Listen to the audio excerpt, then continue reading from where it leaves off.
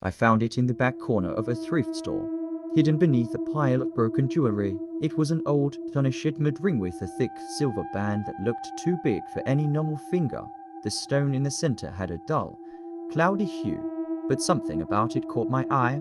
Maybe it was the way the light flickered off it, or how it seemed to change colors ever so slightly with each shift in the room.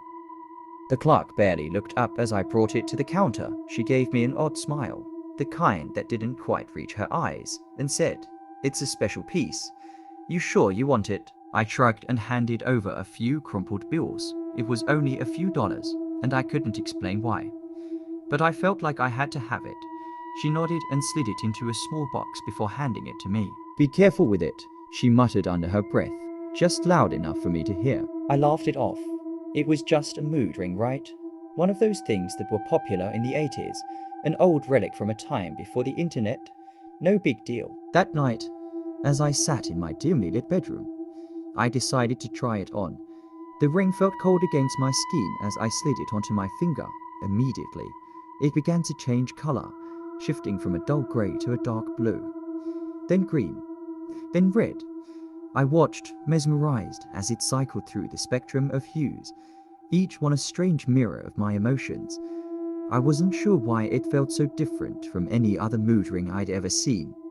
This one felt alive. But as the colors flickered, I noticed something odd. The red didn't just signify anger, as I'd expected. It was like a warning, a deep, primal warning, one that made my heart race and my palms sweat. The ring was reacting to something I couldn't see. The next day, I wore the ring again. This time, it shifted to a deep purple. The color swirled like a storm, almost as if the stone itself was trying to tell me something. At first, I thought it was just my imagination, but I couldn't shake the feeling that the ring was watching me. That night, I had a dream.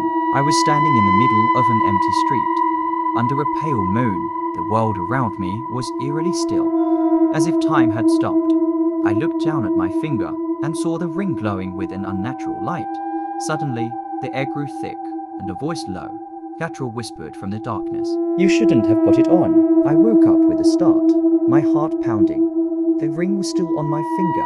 It felt warmer now, hot almost, and the colors were shifting in a pattern I didn't recognize.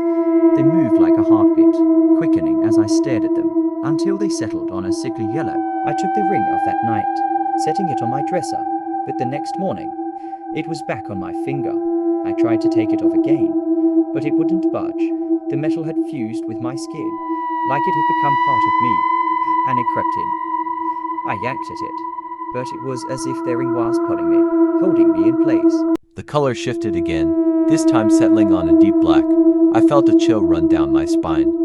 I could hear something scratching, almost like nails against the floor, echoing through my mind. I looked around my room, but nothing was there. The feeling was overwhelming, like something was watching me from the shadows. And then, I saw it, a figure, standing at the edge of my doorway. Its shape was indistinct, blurry, like a shadow that didn't quite belong. But I could feel its gaze, cold and hungry. It took a step forward, and the air around it seemed to distort. I screamed. The ring's color shifted again, from black to red, and the figure lunged.